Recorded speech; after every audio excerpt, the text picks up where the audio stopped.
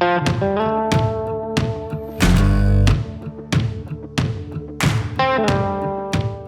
good, man. It kind of feels weird welcoming you on the show because, I mean, we're business partners and we've known each other for so many years now. We're doing work nonstop together, but I appreciate you taking the time to come on today. But I want to learn a little bit more about you. I feel like we've had, a relationship business-wise for so long, but I want to hear a little bit about your story, how you got started in the digital media marketing space, and obviously now we own the marketing agency together. So it'd be cool to hear your story from start to what we're doing now and kind of hearing a little bit more about your vision and your experience as we scale this business opportunity to hopefully 50 to 100 million in some point in the future. Of course, man. And thank you for having me on the show. I'm excited to be a guest finally. I know we've been talking about it for a while. Oh yeah. And now we got the podcast set up looking good, man. We're official. No more. we don't have any more, couch talks that I had with the one camera. So, so tell me a little bit about yourself, man. You're from Boston originally, that you grew up there, like start to finish, like from Boston, born and raised, and then went off to college in Boston as well, right? Yeah, so I got an interesting story because first generation Nigerian American. So my parents came here actually in the 80s. Yeah. Oh, wow. And youngest of 4. And all of my sisters were actually born like across like the U.S. Yeah. Couple born in Connecticut, born in Alabama. And then by the time my family moved up to the Boston area, that's when I came along. Okay. But I feel like with that kind of first generation mentality just comes with like the aspirations to want to do more, right? Because your parents took such a big risk leaving their home country, leaving their family. So it's kind of like my whole life I've kind of just had a vision of how do I take it to the next level, kind of leave something for my lineage. And ownership, just kind of being an entrepreneur was always something that naturally I gravitated towards. Yeah.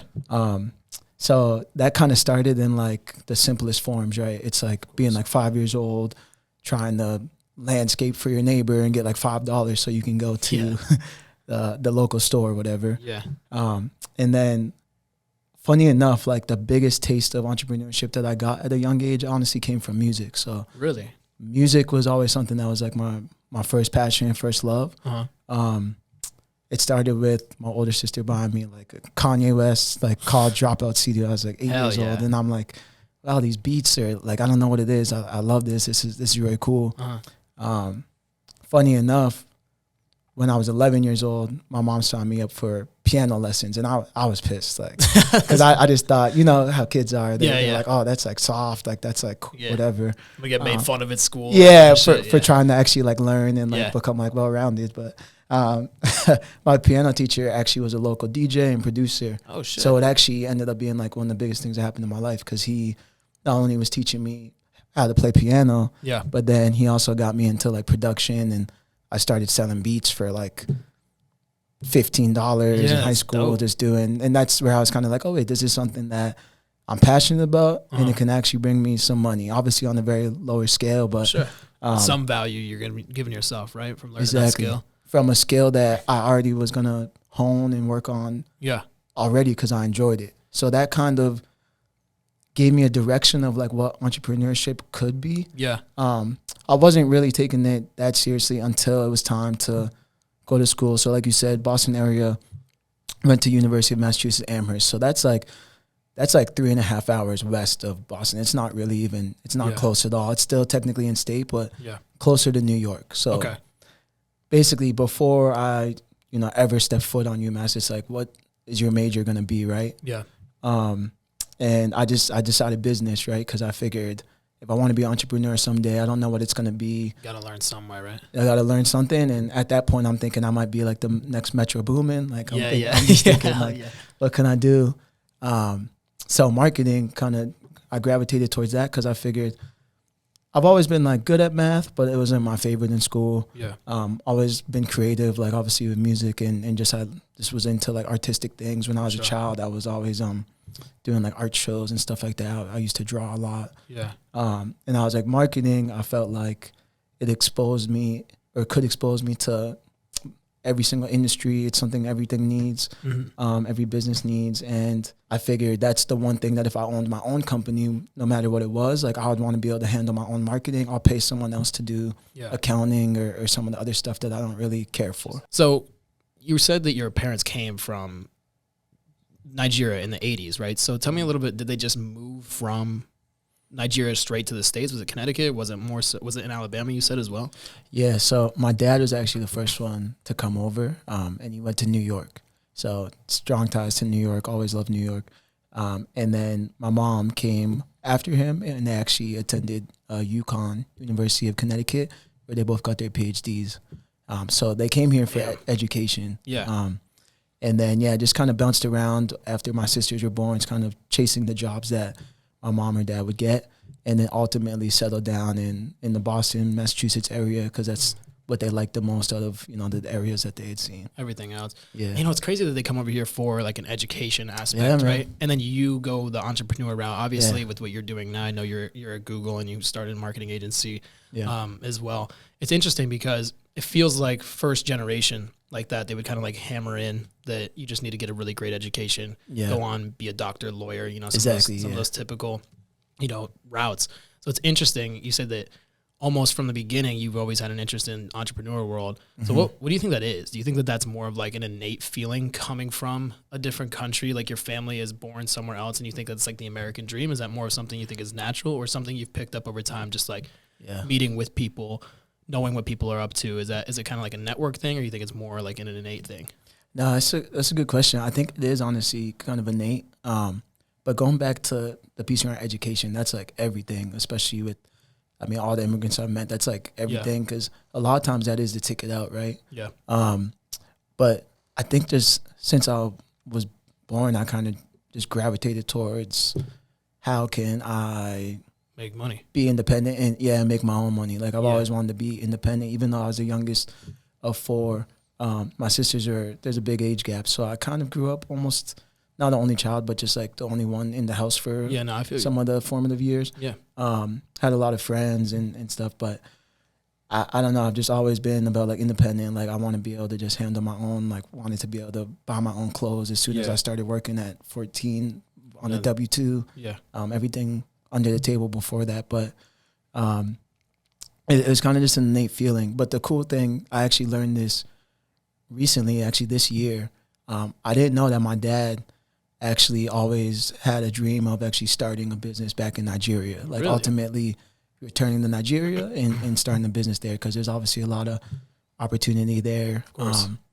And so that kind of made me feel good, just knowing like, hey, like I'm actually following in his footsteps, but doing it here. Yeah, 100%. And I think for me, it's always just thinking about, like, I want to do something generational. Like I want to leave an impact where it's like my grandkids, great grandkids are like, damn, your great grandfather, like he did this and this. And I want to set an example and also just make life easier, kind of move them, push it down one step. Yeah, like my parents did for me. Like they came here, took a big risk. Yeah. And then that gave me like the understanding our education is important, like give me the baseline to be able to take it to this level. And then hopefully the next generations, they can have my baseline that's hopefully set pretty high. Yeah. And then keep doing it too. So that's, I think, is an innate feeling. That's a dope drive, man. I feel like that's why we're so level-headed and level set with each other, is because very similar story, except not immigrant-based. It's more just growing up with literally nothing, one of 5 kids, single mom, works 3 jobs just to put clothes on our back, would do anything for us. So like learning firsthand hard work, and then kind of always leading. She was leading by example, and it kind of like I learned what I had to do to make sure that I could give everybody a better life, like give back to her, give back to my sister, give back to my family. And then, never have like my kids struggle. Like, we struggled a little bit, so it's like why I never wanted to put that into my family's situation. So it's almost like I just want to create that change belief. But my mom worked her ass off, so she's like also giving me an opportunity to get out, always saying, go to college, get out of this town, go make something of yourself, stay in school, all that kind of stuff. So it's kind of like the same, in a different level, but it's pretty interesting I feel like that's why we're so level set with everything that goes on. So, but no, it's such role models. Yeah, man, it's dope. It's dope. You look up to people in different ways. And I think that there's just it kind of like I have the same feeling as you. I feel like it's an innate thing, right? I feel like it's inside of you, but it's also through your experience, right? It's like things that you see, and you kind of use things as you don't ever want to get to that point. It's almost like a fear of I never want to go back to this, and I just want to keep progressing and as the future it holds. Exactly. And it's kind of like, again, like my siblings have been huge in my life, but it's that feeling of like I don't want to be the one that's looked at as like, no matter what I've done, Yeah. like every job I've worked, like every class I've been in, I don't want to be looked at as like the one that was holding it back or the one that was doing the worst. Like that's always, it's been like something in me that's like, I need to, it's competitive nature, I think. Course, yeah. But even with my sisters who are super successful, I'm like, I'm trying to be the best. And they always tell me like, I'm on that track, and they're proud of me. And it's having that support. Yeah, exactly. It's not a competition and it's just like, but there's like a competitive edge. You're like, I want to get to that point too. Cause I saw it's almost like an inspiration, right? Like my sister's the same way, super successful in what she's done. She's climbed the corporate ladder and she's put herself in a position. And I'm like, I really want what she's done, but more. And it's not like a competitive thing. It's more of like, she set that example and I just want to continue that, that legacy within the family tree. Exactly. I feel like that's kind of like similar situation with you, right? Yeah, 100%. And I was going to say as well, like, cause we're kind of talking about my timeline of like my whole journey professionally. And so after college, of course, I mean, as soon as I graduated, had to hit the ground running with like my first full-time job. I think I started like in May of 2017. I graduated in May 2017. And something about just like not being scared to take a risk. I'm pretty grateful that I have that naturally as well. Yeah. But I remember a lot of people just like opted to move back home for a year or so and whatever. And I understand everyone's situation is different. And I was able to come into a opportunity to actually get a pretty cheap like living situation in the city, right out of school, about like a month or two out of school. Yeah. And I knew that at the job I was at, like it wasn't making that much. It was like base level marketing salary. I got a job at one of the internship companies that I did over my 4 years. And I knew that I'd probably be stretching myself a little thin to make that jump to the city right away, but I also knew that that would naturally just motivate me to figure out other ways to make more income so that I could sustain it. Yeah. And that's where it kind of drove me to work the 9 to 5, but then also figure out, okay, at my 9 to 5, at the time I was doing SEO. I'm already learning this craft. I'm already, an expert in it, considered an expert in it. Yeah. So are there other people that could benefit from my skill set? And I started making connections in Boston, and it kind of just, a lot of things have just happened kind of naturally for me, I feel, just because I was putting in the work. And then I don't know if you believe in like higher power and all that stuff. I don't know, but things just fell into place because I feel like someone noticed, my peers noticed, and someone noticed, and then opportunities came to me. And then ultimately ended up meeting someone at that first full-time job that brought me into my first actual LLC, first time doing, a legit, starting a legit business. Yeah, absolutely. And before we get into that, I want to touch on, you said SEO, and for the people that don't know what SEO is, I would love to hear just like a high level, because you see it all the time. Like there's so many people on social media, there's so many businesses out there, there's so many people creating websites, and they're like, oh yeah, I'm boosting my SEO, but it's obviously plugins on these things like Shopify or whatever, like these just like template pages that say, we're going to implement SEO. What is it in your eyes? Like, what is it in a high level that can be more beneficial for people to understand on a more baseline level? Yeah. So SEO stands for search engine optimization. So speaking about how can you optimize your website to show up on those search engine results pages? So whether it's Google or Bing, or if you're using Yahoo, whatever, there's a lot that goes into it, but the way that I like to simplify is like almost boosting your website's kind of credit score in that world of search engines, right? So what are the different tactics that I can leverage within this practice called SEO to boost my page's score and make Google, Bing, etc. recommend my page over the competition when people type in, running shoes, if I sell shoes or sneakers as a retailer. So that's like the analogy that I love to use, kind of boosting your website's credit score on search engine results pages. Yeah. And it's so important, right? Like we both know what that is. Like you want to obviously rank higher. It goes hand in hand when you run ads on your product or service. Yeah. When you talk about SEO, just like a brief, like, how do I boost that website score? Like, give me like the 3 top pillars you think to boost that website score. Is it like the backlinks? Is it more so like the 404 errors? What do you think is the most valuable thing you could do in terms of increasing your SEO or your website score, as you referred to?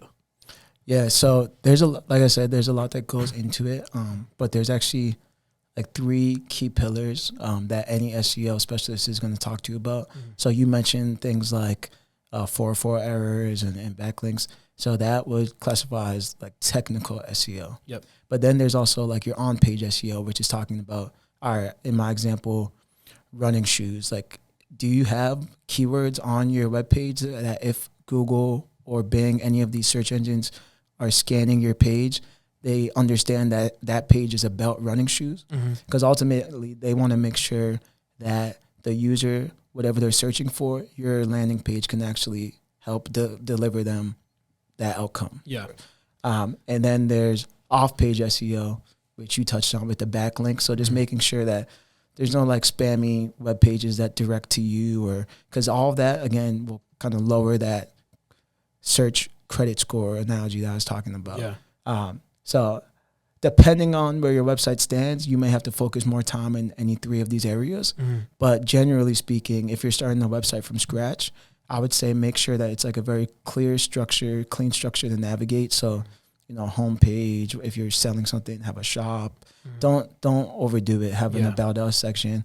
Make sure that it's keyword rich. That's a big thing, because when we talk about these search engines, the first step of a search is the keyword, right? So someone's typing in looking for something, which makes them a great lead coming in, because they're clearly in market for something that you're providing. So you want to make sure that those keywords and relevant keywords are throughout your web pages, and make sure that these search engines understand that that's what you are here to offer. And then from the technical and kind of off-page standpoints, for a brand new website, as long as you don't set it up terribly, hopefully you'll be okay on those fronts. But that's kind of where you want to start, is that on-page content. Make sure that it's keyword rich, and make sure that it's relevant. Yeah, of course. It's interesting because like there's so many competitors out there, right? Like we talk to people all the time, and honestly, I still have this thought and wonder all the time about SEO. When somebody is selling shoes, right, and there's Nike versus Adidas, they're obviously both going to be keyword rich. So how is it more of a branding thing? Is it more of the backlinking? Is it the off page? Like which one of those 3 pillars do you focus on to kind of rank above those competitors? So in that example, just because those are such like powerhouses, and it's of course going to be harder in that situation, your best bet is going to be running kind of Google ads to try and outbid them. Which is going to be tough as well, but we'll talk about that. But basically, there's something called indexing. So it's the amount of times that your website, now that you've created your website, it's keyword rich, the amount of times that you have showed up for those relevant searches. So for web pages like Nike that are getting millions of impressions a day, they're indexing over and over, and that's all boosting their score, that credit score that I was talking about. For a brand new website, it's going to be hard. It takes time. SEO, honestly, one of the reasons why I made the jump from just focusing on SEO to, we'll talk about it, but I ended up doing Google ads, and it's a lot faster pace. SEO takes a little while to kind of ramp up and see the results. But over time, as you focus on those 3 core pillars I was talking about, and then you're maybe pairing it with running Google ads or writing blogs and just making sure that your website pops up in more relevant areas, you'll be able to index more and more, and then you'll get recommended more and more. But it does take time to build that up, and it could be tough for a newer website or a brand new website. But of course, that's where some of those others services can help. Building businesses take time. Obviously, Nike and Adidas didn't become those over like a year, which I feel like nowadays everybody has such a short attention span. It's like even the clients that we talk to nowadays, man, it's like, oh, I want to see results ASAP. It's like, well, you kind of have to invest some time, some money, and like kind of let some people that are experts in the field kind of develop that, right? We've both been building this brand for 2 years now, building this company for 2 years, and we're starting to see some pretty significant success now, but it's been a lot of work building those structure pieces, investing in our website, investing in ourselves, investing in our structure, company, everything. But people like right away have such a short attention span where they want those results like ASAP. With SEO, it's kind of not measurable, right? Like right away.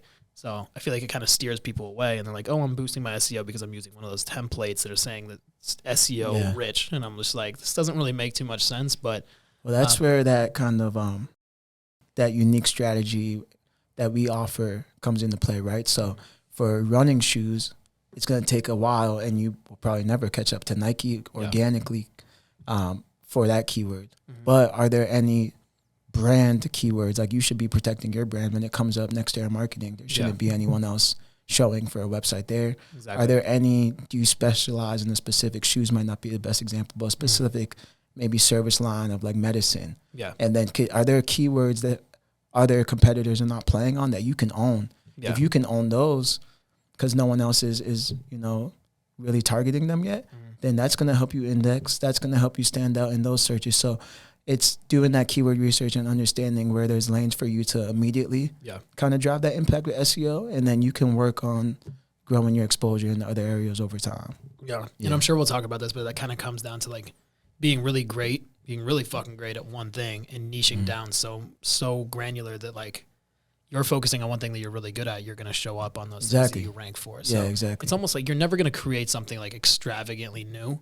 You just kind of have to create a change belief in a certain industry and really focus on that one disconnect for something in order to prosper, whether it's a business, service, product, whatever it may be. But talked a lot about SEO. I really kind of want to go back a little bit, talking about that was your first job. And then you kind of made the jump after that first job. You said SEO, you just wanted to take the jump into paid media, Google Ads, or where was that? Yeah. So this is actually, so like I'll quickly backtrack a bit. So when I was in college, I actually did a different internship like every single summer I was in college, which is, I think, unique. A lot of people I know probably didn't do their first internship till maybe junior year, at least like sophomore year. So my first internship was at a digital marketing agency, actually in San Diego.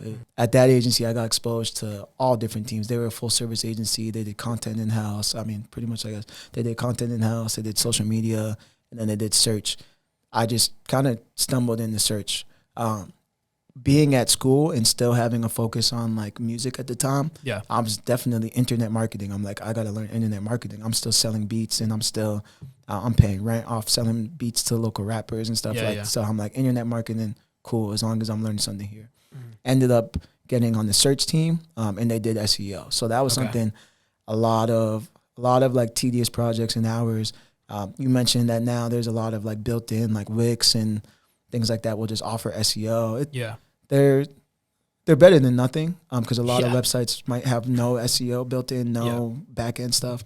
But a lot of that work can be really like time-consuming, big spreadsheets. I'm manually writing like different content for a number of advertisers, from like children's toys to like movie companies, stuff like that. So that was my first exposure. Fast forward to my senior year when it's time to graduate. The internship I did my senior year, also on the SEO team, they bring me back full time. And I was there for, I think, 9 months, but ultimately I was like, This is in San Diego? No, so this is in Boston now. Okay. Yeah, so a different company that I worked for senior year. Got it. Yeah, in Boston. But yeah, I was there for like 9 months full time. So this is after already having probably, I guess, in total, like a year or two experience in SEO. I was like, I kind of want to shake things up. I kind of want to do something different. I've been exposed to, paid search. So that's like the Google Ads component, Bing Ads, a little bit at these agencies. And I was like, that's kind of cool. And maybe it's the kind of like the gambler in me. I was like, I like the idea of like managing money and trying to bid. And we can talk more later about how the actual like auctions work. It's called auctions for figuring out who's going to rank where. But it comes down to actually having like a daily budget, monthly budget, and optimizing bids to basically outbid the competition for that spot so that you can be seen in positions 1, 2, 3 and down. And I was like, that's more fast paced, immediate results. And it comes down to like my strategy of how I want to manage this money and optimize these ads for whoever my client is.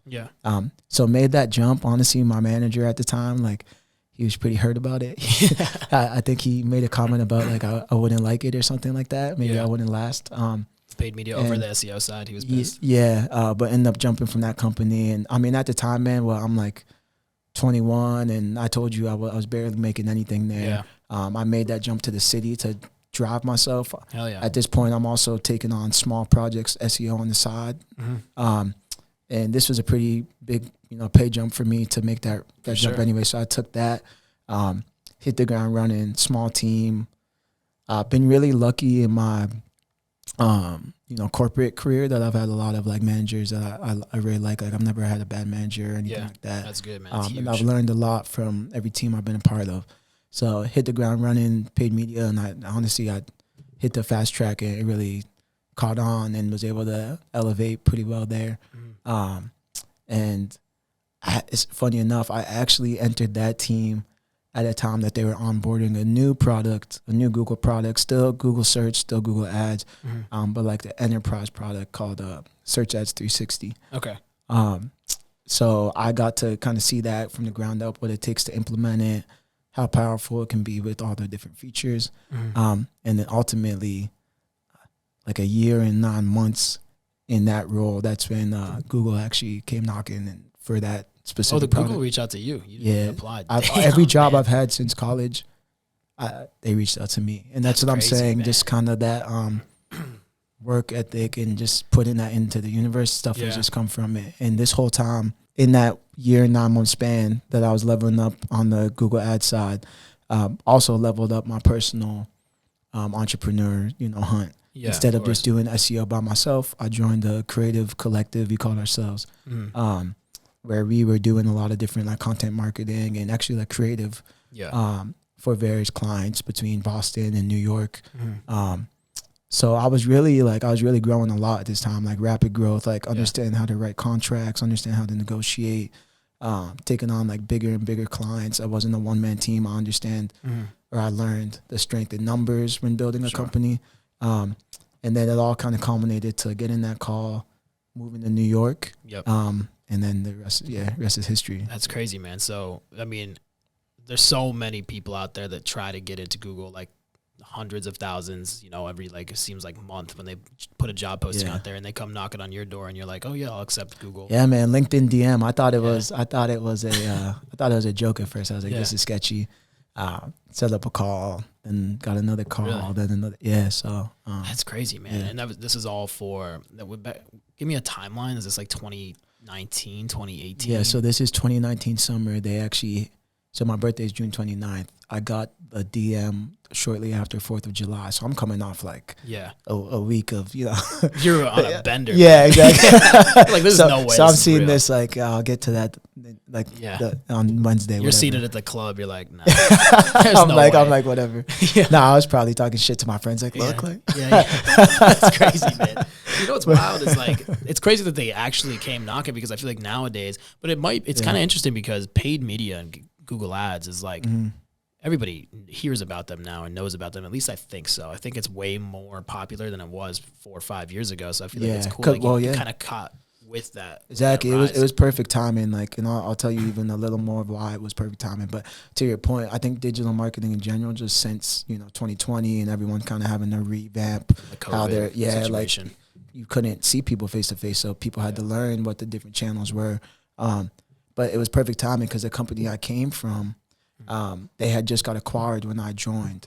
So I think they were just kind of under the radar. And then I joined at a time of rapid growth.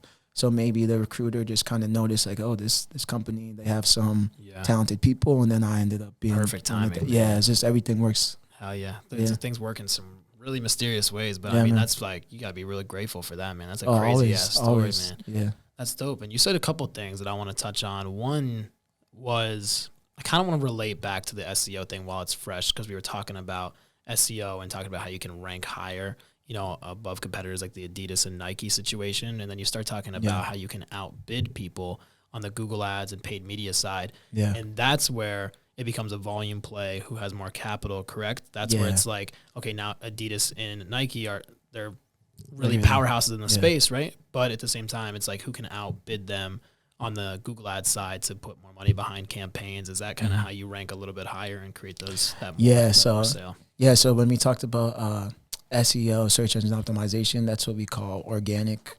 So that's like, how can I just organically, no money, make myself more presentable to these search engine results pages. On the Google Ads side, the reason why I gravitated towards it is because it's faster paced, because to your point, it really comes down to like budget and of course like the strategy behind it. There's different techniques you can optimize your campaigns with, but basically the way that search engine results page works is it's an auction. So, and it happens in a matter of seconds. It's very crazy, but thousands of different signals are taken into account by Google in a matter of seconds to understand like who's the better choice for their user.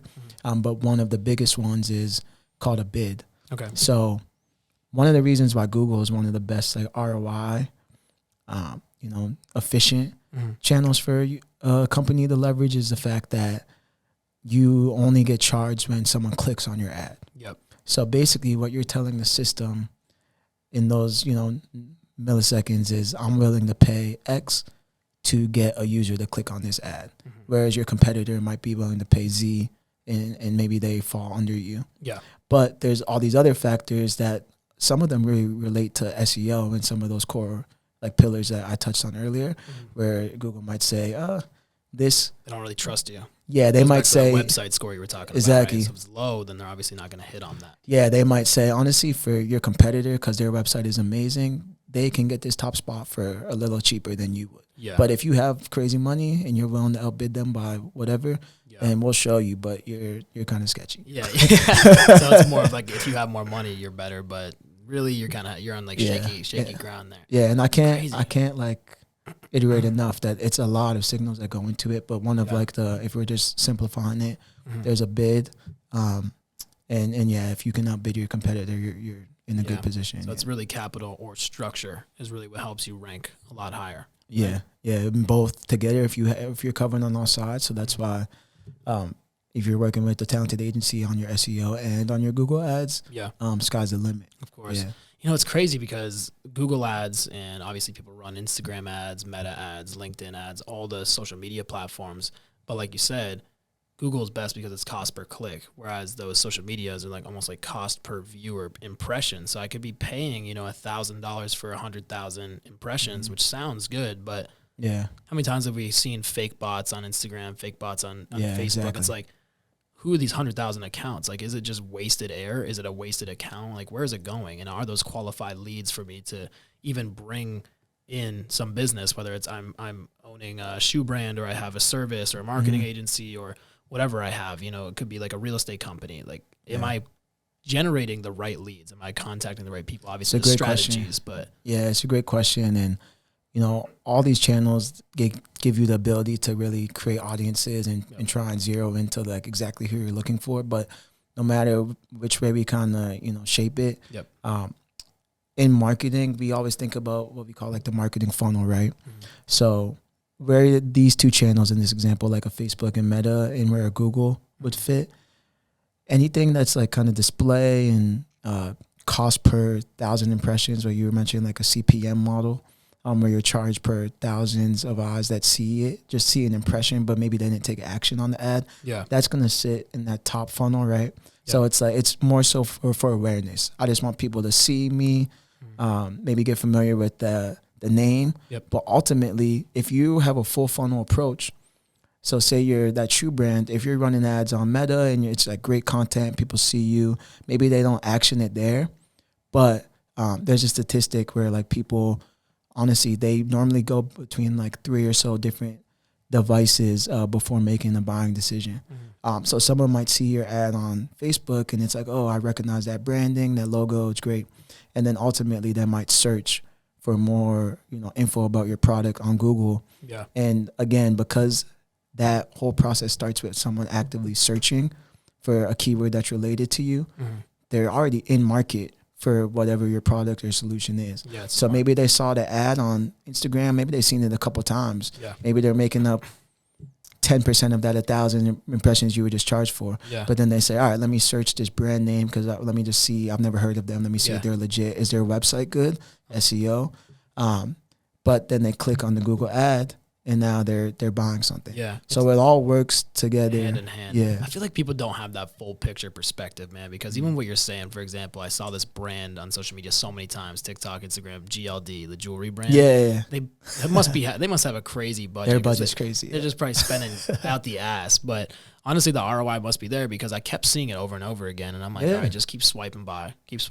But it creates that like, that mentality, that brand awareness. And I'm like, oh, GLD now. I'm seeing it like 2 months later. I'm like, you know what? That's kind of fire. That's kind of fire. And then I'll go to their website. I'll go to Google. And by the time I'm at Google, I'm like, I'm kind of warm lead now. Like, I'm like, fuck this brand. But now I'm like, oh, wait, this is kind of dope. And that's the funnel. You started up here just as, hey, let's cast a wide net. Yep. And then by the time you got to Google, it's like, we almost have them. Yeah. Once he clicked on that ad. Conversion. Yeah. Sale. Which is crazy because there's so many damn people. Goes back to our first conversation. It's like people want results now. Where I've seen GLD be, launching ads out there for a year, like probably over. Like they're still running those campaigns, and it's still creating that. Marketing's all psychology, right? It's like literally, it's all just like trying to get the consumer to purchase your product or service. If it's a service, it's a little different. But if it's a product, it's really just like get your brand out there, show them why you're really fucking good at this one service or why your product is the best, and you can kind of convert them slowly. I've had exposure to like all types of industries, which again, I'm grateful for because now, I mean, we're hopping on calls left and right, and it's A to B everywhere, man. But with that comes like we call conversion delay. Everyone's got a different conversion delay. Yeah. So like engagement rings or something that's very expensive, it might take someone 2 weeks from the time that they saw your Google ad, maybe even 4 weeks from the time they saw your Instagram ad to ultimately become a purchase. Yeah. Whereas maybe, a cheap product, maybe like you're selling like hot sauce or something. Yep. They might see the ad today and they're probably going to buy today. They want hot sauce. They want it right away. Yeah, they want it right away. But you see like the varying price points and just from the varying industries, the nature of the industry, that timeline between the first time that they saw any content related to any ad to the time that they became an actual customer, it can really vary. But again, if you have a full funnel approach where you hit them with a Instagram ad a month ago because you're just casting a wide net, then that has a residual impact on your conversion rate on Google. Yeah. It's really crazy how it all works together. Everybody has their own journey, and it's really important. Like that marketing funnel that you touched on is really important. And we talk about this all the time on every sales call that we have, but it'd be cool for you to touch on like, casting a wide net on social media might be top funnel. Google might be middle funnel. Would you agree with that? Like kind of Google ads because you're somewhat of a warm lead. And then what is the structure you see as your funnel? It's a little different for everybody, but. So it honestly comes down to the different strategies that you're leveraging within those channels too. Cause someone can complete kind of the full funnel on Meta, of course. It's not to say that they can't. You can have an ad where it's like shop now, go to the website, and then you convert. Yep.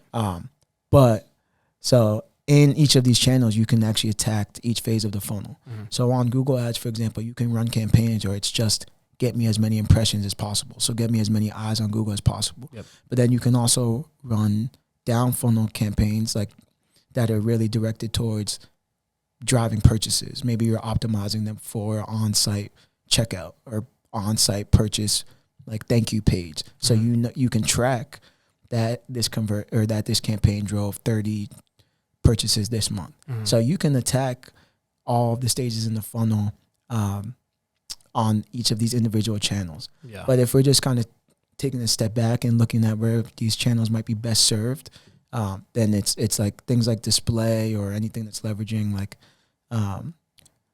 cost per 1,000 impressions, like maybe a reel on Instagram, I would say falls top funnel, whereas Google generally is more down funnel because a lot of people are already searching for something that's relevant to your website. Yeah. And that's where kind of paying for the ad comes in key, because if you're ranking above the competitor, they're like there and say they just wanted shoes.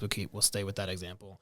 If you're paying to rank higher, you're obviously more likely going to be seen rather than if you don't pay for anything and you come up on like page 4. No one's going to page 4 on exactly your shoes. So, and then also talking about the middle of the funnel, that can be like your remarketing campaign. So you have the ability to kind of reserve ads to people that maybe like spent a certain time looking at your video ad. Yeah. Maybe they visited the website but didn't convert, and then you're like trying to reposition. Like notice that you stopped by. Like, so there's like in each channel you can kind of attack all 3 phases. So many different ways to get targeted now. And then like I get random texts. It's like, hey, you still want our hotel sense? I'm like, what the hell? Like, I do kind of want that hotel. Or I noticed you left something in your cart. Like, who the hell are you, man? Yeah, it's crazy, but. And then obviously the bottom of the funnel is that conversion, which comes from your website and having like a really nice user experience to convert. And that's obviously your product or service is at the very bottom, because it's like if they don't want it, they're obviously not going to pay for it. So a checkout is really bottom, but it's crazy, like brand awareness at the top, and then warm leads, and then retargeting campaigns, and at the bottom it's really that ultimate conversion. Yeah, take that action. Exactly. Yeah.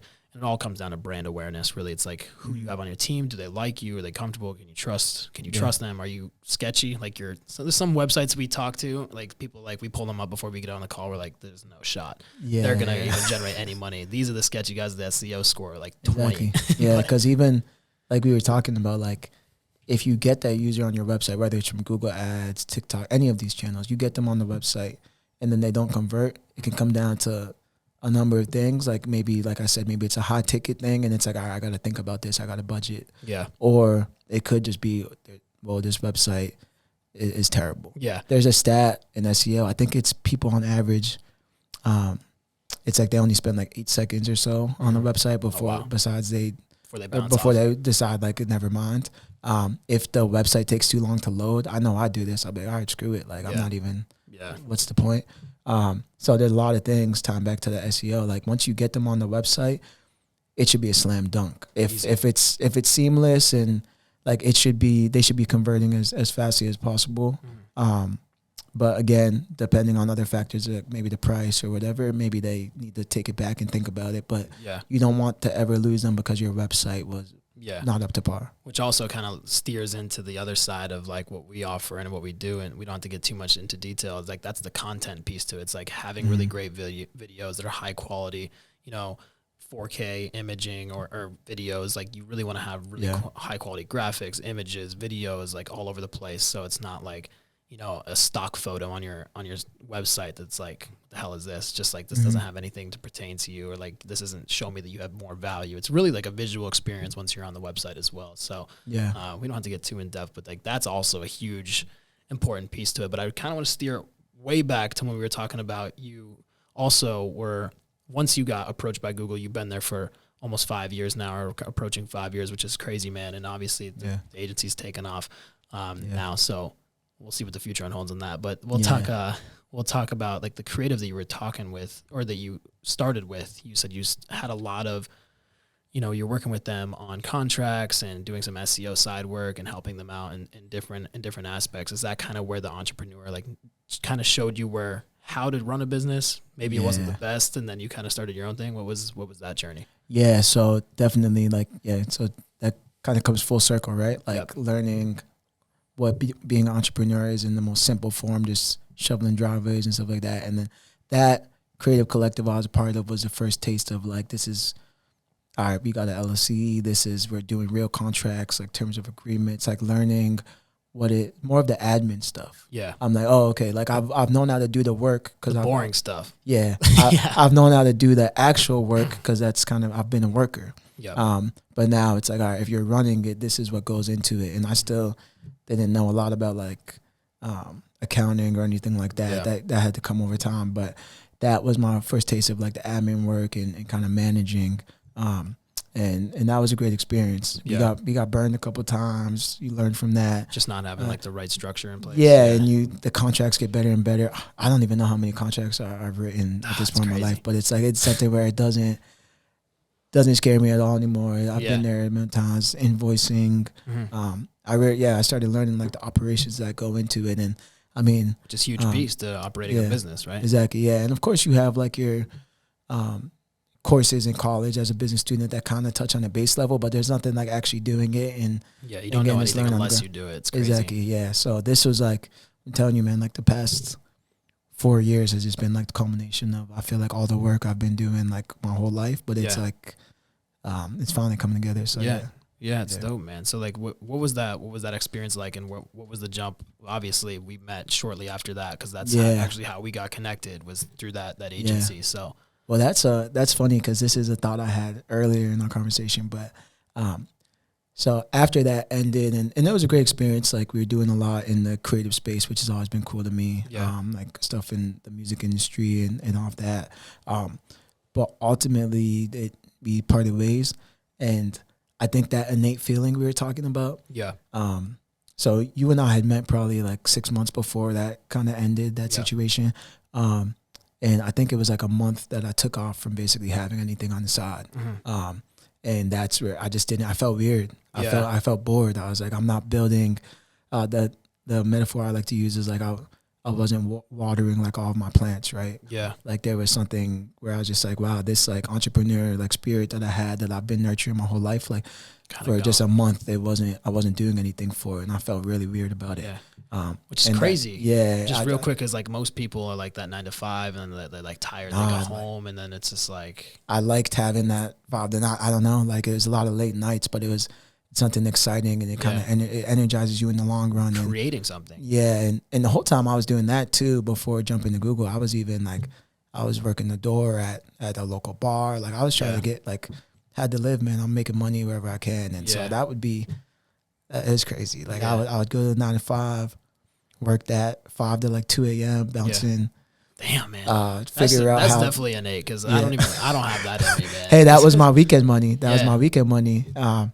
It's crazy, but yeah, I just felt bored in that like 1 month period, and that's where you had been kind of putting the idea in my head that maybe we should start something, and I was like, yeah, fuck it, like let's do it, and I took a lot of the learnings from that, you know, everything, but from that previous like collective, just understanding that like team size, like starting something with one other person that has like all the skills that like I said, going back to college, I didn't want to do like the finance. I didn't want to do the accounting stuff.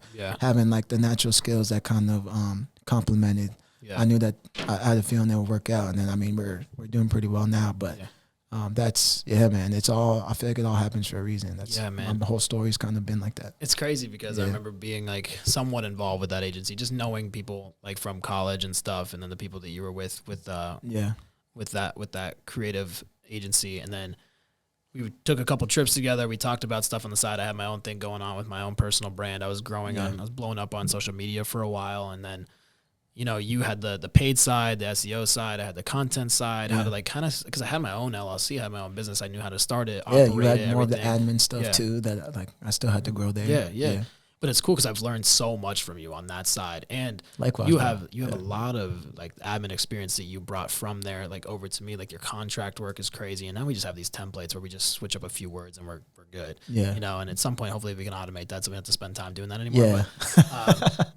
But it's become so much easier. Like if we could literally look into like a mirror of like 2 years ago and how we were doing these things. Like I remember literally being in my room and we were on LegalZoom and we snipped that little ribbon. They're like, oh, you're business owners after like $700. We're like, that's it. That's all it takes. And then you kind of hit the ground running from there, man. I feel like I don't know. I mean, I would love to hear like your perspective on like what you're like. I don't even know how to describe this in like in a good way, but like what has your experience like as you've started your own company? Is there anything that you've learned that you're like, oh shit, I wish I would have done that better, or I really want to learn this, or like what has been your overall experience since you've started your own thing? I feel like honestly, as a business owner, like what I've understood in these past like 4 or 5 years is that you're constantly learning. Like I definitely every day, every week, I feel like I'm learning something new. I think the biggest thing is just consistency. Like everyone's had up and downs like over the past couple of years. It's been crazy with COVID and everything. But if you're consistent and can put together like processes, it just makes your life easier in the long run. Like you talked about the contracts. I told you, like it used to be every time that a new opportunity came up, I was writing like a new contract. Oh, wow. So from it's scratch? Like, from scratch, which is not, that's not efficient at all. Not at all. So figuring out how you can refine different processes, how can you make it repeatable? That's like the biggest piece of advice I've gotten in the past couple of years was just like you as a business, no matter what it is, if it's service or a product that you're creating, you need to come up with repeatable processes because that's ultimately how you can scale. Because if it's different every single time, you're going to be fucked because it's just not sustainable. If you're just doing extra work over and over, it needs to be repeatable, and then that ultimately makes it scalable. So that's something that we focus a lot on this year is just like, what are the processes that we can kind of automate or put together just a, best practice, like steps, so that we are not losing any time and we're being as efficient as possible. And now that's ultimately why we're able to scale. Yeah. And that's crazy because like it takes a lot of time to build that shit out. And I feel like that's what scares people away. It's like I had somebody call me the other day, probably a couple of weeks ago now. He was like, hey man, I'm thinking about starting a marketing agency. And I'm like, good luck. Fucking good luck.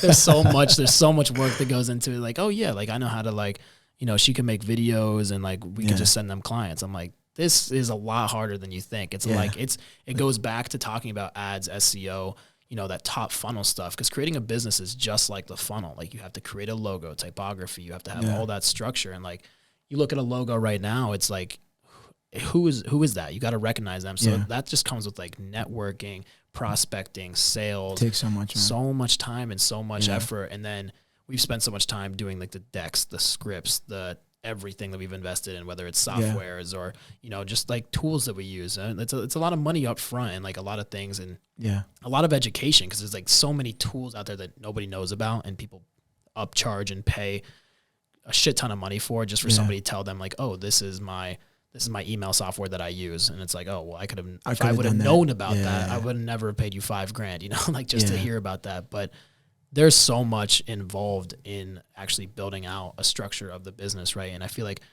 there's so much time that we spend like creating that. And like you said, it's so much easier to scale now. It's like, oh, we have a sales team. Let's hop on this call. It takes 15, 20 minutes. This is what we do. This is what we're really good at. This is our price point. Do you want it? Let's scale it, right? And that's coming from your background and my background. We both scaled companies. We've both been you've been a part of Google. So obviously who else is going to be better at running Google ads than somebody from Google at 5 years, right? And then, you know, having like a company that I've scaled and exited. And then at some point here, it's like we have so much value to offer rather than just a traditional marketing agency. It's like we can help you scale your company, whether that's just consultations or strategies or just outside of the marketing piece. Because marketing is it's probably the number one thing that helps you scale a business by far. Yeah. Like you need to market your product or service, but that's why I went into it. Like I said, when I was picking majors, I'm like, all right, what's something that every business needs? It's so broad. It's very broad. It's broad, but there's so much in there that if you are knowledgeable in it, it's one of the most scalable things in the world because everyone needs it. Exactly. Right? It's almost like birth, death, marketing. Like everything. It happens literally everything. It's like the most in demand is like doctors and like funerals and like that kind of stuff. But like everyone needs to scale their business or their company or their product or whatever they're doing. Well, even we haven't talked about personalized branding, but that's marketing too. Like everyone needs to be able to market themselves, even if you just want to stay in a corporate 9 to 5. If you don't market yourself internally, you're gonna get looked over for those promotions. It really is ingrained like in every aspect of life. Like you want to be well known, and what is the perception that people have of you? That's all marketing. Yeah, man, it's crazy. And we could go into so much with like that, so much more on like the content, personal, how it actually relates to like people's lives and stuff like that. But I'm excited to see what the next year unfolds because we're projecting a huge year, man. And it's like I'm so pumped up to have that. And honestly, I've never in my entire life maybe it's that like single mom, 5 kids. Like I've always had like trust issues. I'm like, I don't really trust anybody. I'm out here just trying to scale it and make it to that point. But dude, you've been the best business partner from really start to finish, man. And I know we're not finished because we're about to explode this shit. But, far from finished. And I know we're going to be hopping on the podcast a lot, talking about a lot more stuff, driving a lot more value. Yeah, man. Yeah. We're going to be talking a lot, bringing a lot more value to the community because we're obviously creating on our social channel. We really want to like drive